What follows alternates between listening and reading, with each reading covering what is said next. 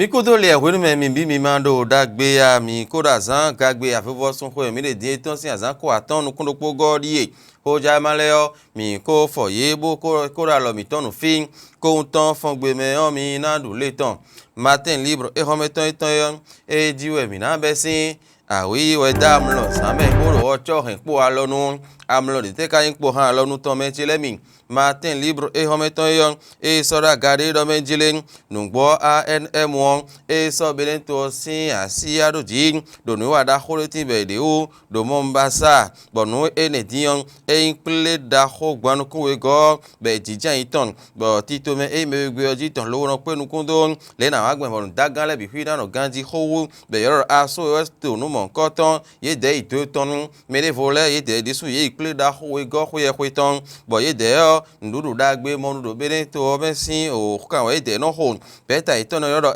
SBN ne kanam logbon bo jijan ibo azo e ko wa kaka je fene die e na lintami de o bo level no vo to ro play we god ho eni osi donwon ye jijan iton me tilemi Matin Libre do po e plami he ito talegbe don o do NIKKI GAANI khoye ton e do ndai de suro don kaka wa to gan wara yi e ito ton e kaje don e mo je dada ho me ton e so me premier wada ito gan bi to ton dion a hovi e we e hozu do ho me da ho e NIKKI ton fine bonu wa mon koton e zondo GAANI o lo bodo ton e ni to gan bi to ton me tilemi nu eje do AVAKPA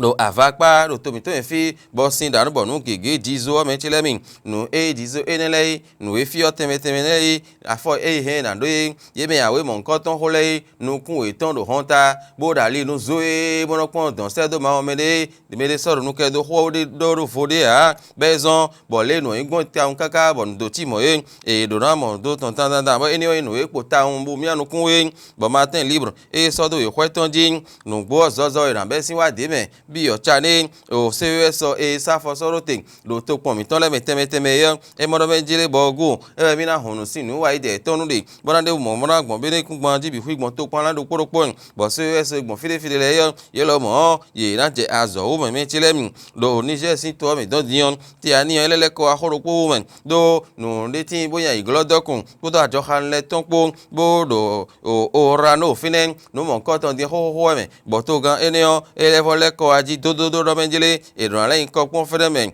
libération e hometon e we mina son e ti mero nu gbo romian wada ido GAANI khoye ton sin donwon a hovi e we so me ra home NIKKI ton dion romian wada to gan bi to ton e ro a hovi le men be si din libération de sous do ho union bole no eli yarigo e lo mon ajo insi ka ton yo e induru to nu bi to mi ton do ni wada khore sin do to me do gbo me be yo master yo nu eni dion e ru le ton de sous ti ngbe ajo dagbe den l'événement du jour e mi na so din e ti me po no menjire nu gbo en bola foso hosin alindo tomito en fiyo gbeta yo devo e we zan gete dime bo gbeta enio ma so le mbo cover e we so din bo e na si hono gonda hono pe nu kundo bola foso hodo tomito me fie mi atnole ma turen de s'accuse e we bo ma so le mbo cover e wa metele mi tabaru e we mi na so din e ti me na menjire e ro GAANI duwe wo NIKKI sin tu o karura menen bezon bo isi ako zime lafia e dion ozun ko benu temeteme no me si hu bezun ko do bo NIKKI do GAANI osin to me on e na ten ka ba yo ji bi na me o fi bi na zawe yo ezo lobo ina do poropo itonlen do ye to pon la fine be na se ho di azo o mi na do khweduwe lo khwegu o fi de bana kwiji ge e bezon iro kan eni o ho do don la tribune de la capitale mi le ko a hogbo ne ti me do benjilen no gbo do e do mi pon so mi temeteme e mi blo wa ile bo pon we wa romi awara iko de do to me diyan pon o PAG nu konton romi awada iton nu kun me alopa te do gbe kaja vla fuaji nu kan bi yo vovoton e la tribune de la capitale e on glangun ton kon we di do fi boro nu kan bi de wo de su ti tengbe master bo cover e we yin o bol afo so sinu konton da ho do to mi ton fi din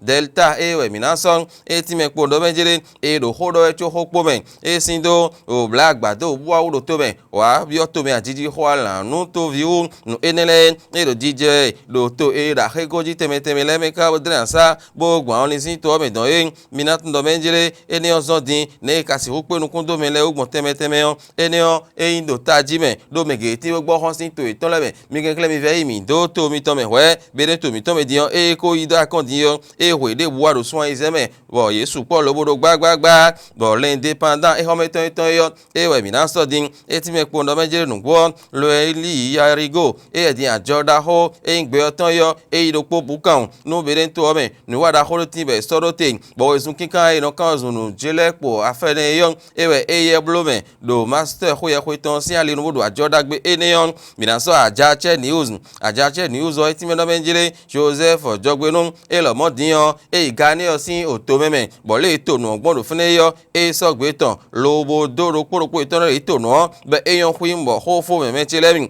e ka do modo e cho horo mi wada yi nu gbo iso e bo e hozo agbon zero po do home eyin o NIKKI ton fine lo o ntondo me eneyon ali enuede e khalepo no menjele romi wada yi no ko gbe ple nu men la bu sol e we mi na so din e ti me do menjele nu gbo GAANI khoya khoiton nu wa teme le nu e home ton le nu e to mi nu le won do benu mi ton le yo e we do si so da jo e do su do nu e ne osin o do menu azan do po aton l'informateur e we mi na so din e ti me po ndo menjele nu gbo nu wa le o bi do yi e de bodo o de o me o do mi na mo o un khoi to me si we mai do to mi ton e fi din do a khosu sin ali njeyan nu mo nkan ton e ro fa lo ali esi ho gbon do po bi o be je mi si le egban yo nu ene tiyon l'informateur mi ho mi ando mo jemeton fraternité e we mi na so din e ti me po do menjele ajo wuni egba do me egba chofuche wa egba hoche mo sonu ene tiyon e ka so na gbodo be to mi ton fiaji ene tiyon ji ado do jime alo te kan so din lo do ho ene ona e di ro mi na wada yi e tiyen ka so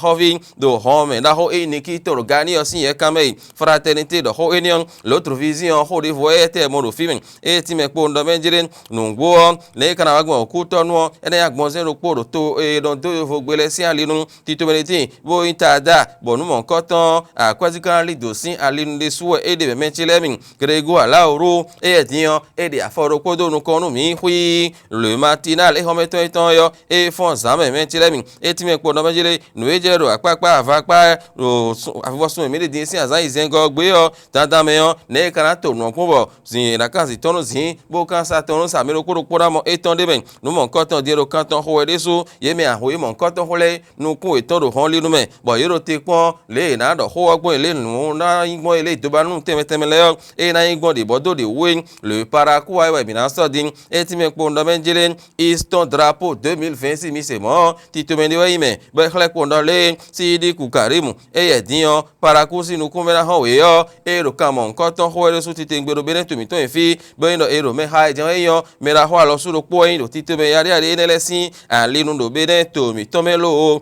matin libre e hometon eton e di mi na leko adin e ti me lo menjele do nu ki dan e ku inu obe GAANI o e ro iwe de su ti te ngbe ro mi ari wada yi e je ti ayoji bo inu wa sin donu kaka lo bo iso e bo e hozu a ho vi ro po ro ho me fine do ni ki yo le nle de gbon ro tan ine matin libre do ho enion bo ati me po ndo menjele bi o chane e edin ko ro ezun kan me bo se we so sin afo soro te e do to pon le me yo e na hunu sinu BORGOU e we ete be sin lo me chelemi nduru dagbe modu do to me fi yo e do na ho kan ton le do ezon ple da ho we go ho ye ko ite de jinje inde o ye me gbeta yin SBN ton le bo do ta me li azo e ko wa ka je fine ne kana blogman na level konte ho le ye do ta me elion li me chelemi e sana ho mo fo de din ya ho ja mai ho meton mi na soro fine ko me po e so